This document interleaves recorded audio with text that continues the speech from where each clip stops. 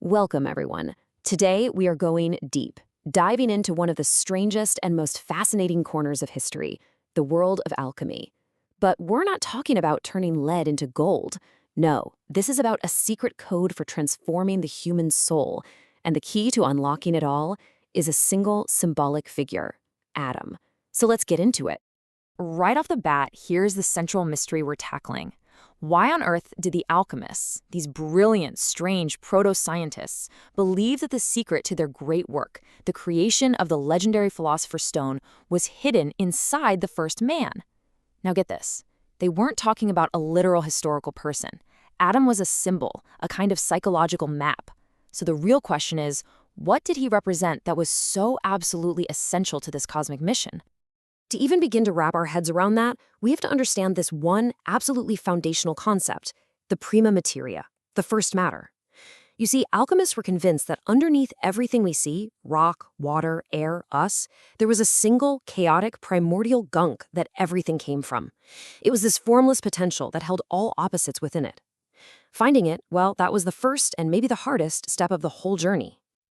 And this is a really, really important distinction to make.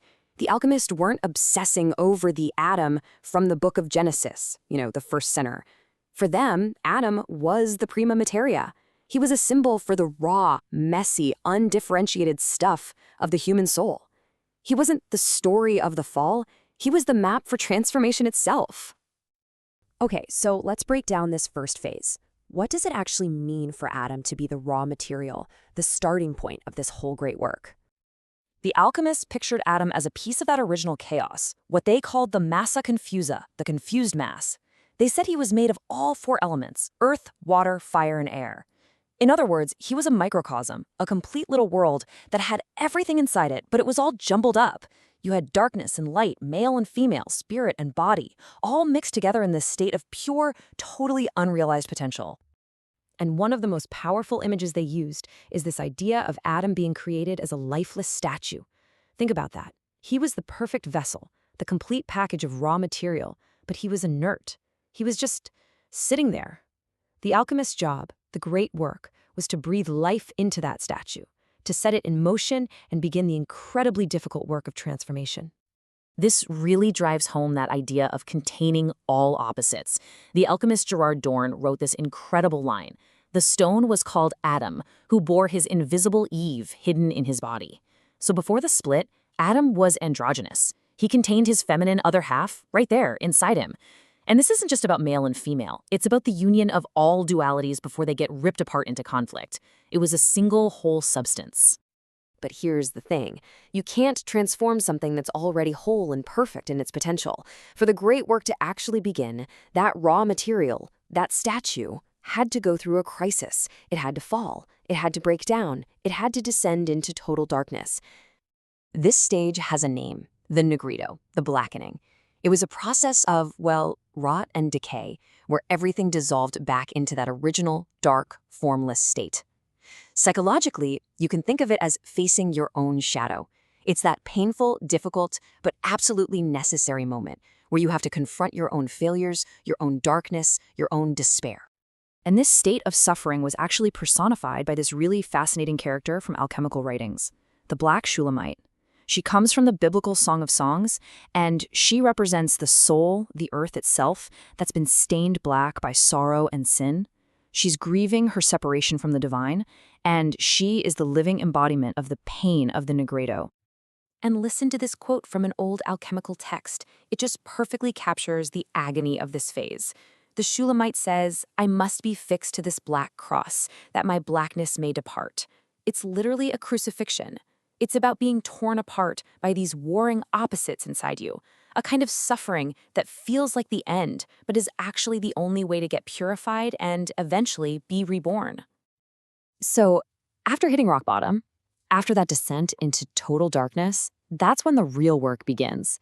The alchemist has to take all those opposites that were torn apart and start actively, consciously bringing them back together into a new and higher kind of union.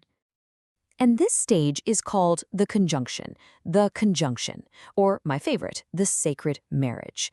This is all about the mystical wedding of the masculine principle, Sol, the sun, with the feminine principle, Luna, the moon. The goal here is to take all that conflict and pain from the Negredo and transform it into a harmonious, balanced, integrated whole. Now, this gets us to a really cool structure that the psychologist Carl Jung later called the marriage quaternio. It maps out the whole conflict perfectly. You've got opposites on two different levels. Down here in the shadow, you have the old sinful Adam and the suffering black Shulamite. And up in the light, you have their perfected counterparts, the divine Adam Kadmon and his bride, Sophia, who represents divine wisdom. The alchemist's entire job was to work with the tension between these 4 points. And here's the key. The goal was never to destroy the shadow or get rid of the darkness. No way. It was to integrate it. It was about creating a sacred marriage between the fallen parts of yourself and the perfected parts. It's about finally reconciling the earthly with the divine, right there inside the alchemist's flask. So that brings us to the final act, the culmination of this whole thing. After all of that dissolving, all of that suffering and hard work, what actually emerges at the end of the process? What emerges is the lapis philosophorum, the legendary philosopher's stone. But by now, you know this was never really about a magic rock that makes you rich. The stone was the ultimate symbol for the perfected human soul, an integrated, whole, and incorruptible self, reborn from the ashes of the old one. Hey, remember that lifeless statue we started with? Well, the whole point of the work was to create a living statue, a being that is reborn, animated, and just filled with divine light. This perfected being, this final product, has a name from the Kabbalistic tradition, Adam Kadmon, the primordial or universal human. Adam Kadmon is basically the goal of what we might call psychological wholeness, or what Jung called individuation. He is the synthesis of the conscious and the unconscious mind. He's the union of the physical and the spiritual.